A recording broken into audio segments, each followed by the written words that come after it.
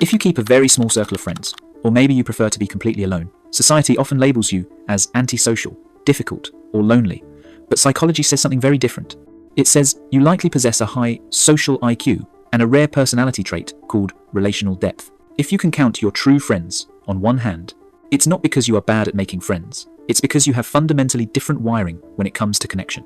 You have experienced specific things in life that taught you that access to your energy is a privilege, not a right. You aren't isolating yourself, you are curating your life. And if you've ever felt guilty for not being popular, the following 5 experiences will explain exactly why you are the way you are. 1.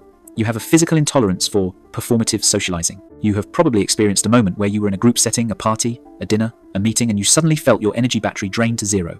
Not because you were tired, but because the conversation was fake. Psychology calls this inauthenticity detection. Your brain is hypersensitive to social masks.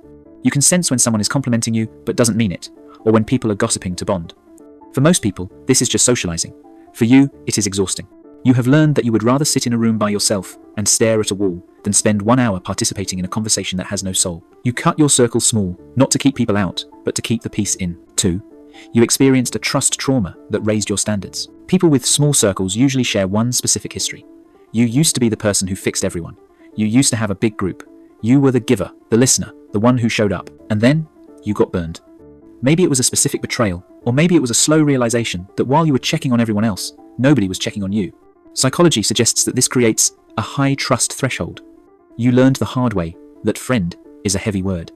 You stopped handing out your loyalty for free. You don't keep a small circle because you are bitter. You keep a small circle because you realize that 100 acquaintances are worth less than one person who actually picks up the phone when your car breaks down. 3. You cannot physically endure small talk. If someone asks you, "How about this weather?" or "What do you do for work?"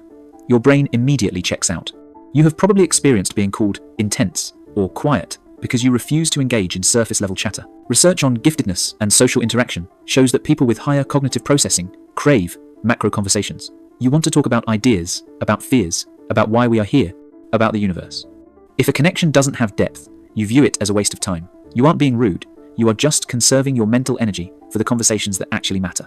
You would rather have one deep conversation a year than 1,000 shallow ones every day. 4. You have experienced the crisis test. There is a saying in psychology that crisis reveals your true network. You have likely gone through a hard season, a breakup, a job loss, a depression, and you watched your friends disappear. This experience was painful, but it was also a gift. It acted like a forest fire that cleared out the dead wood.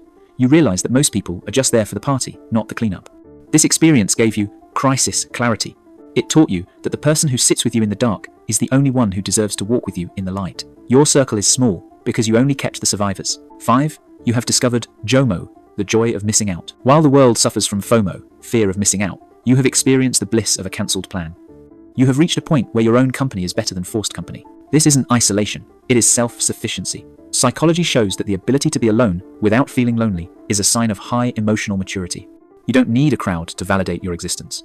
You have built a world inside your own head that is rich and interesting enough that you don't need to constantly seek distraction. Here is the reality. A small circle isn't a lack of options. It is a choice of quality. You are not broken. You are just expensive. If you are protective of your circle, drop a lock emoji in the comments below. And if you want to understand more about why your personality makes you different from the crowd, hit that subscribe button right now and join our email list in the description for more valuable content like this.